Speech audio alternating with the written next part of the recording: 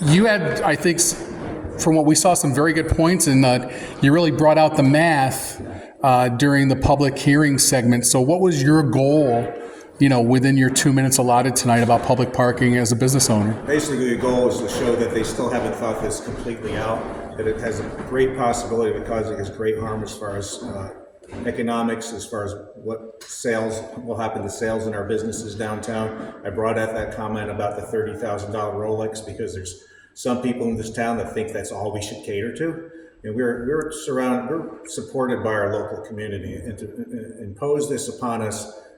They just released this final plan like less than 10 days ago, and now they're going to vote for it after one night of public comment without digesting everything that was said. There's still so many questions, so many inconsistencies. Is what I tried to show was that they're not going to make anywhere near the amount of money they think they're going to make, and they may wind up with a net loss to the city after year one. As a business owner, paid parking, yes or no?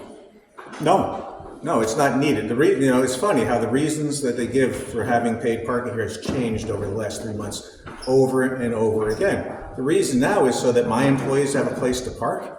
My employees have always had a place to park. They park in their garages. It's there right now. That's where they park. And that they're saying they want to impose this burden on the people in the surrounding community, which are 25% of my customers come from this cities outside of Saratoga, which would discourage them from coming here, is going to have a negative impact on my business as far as our sales.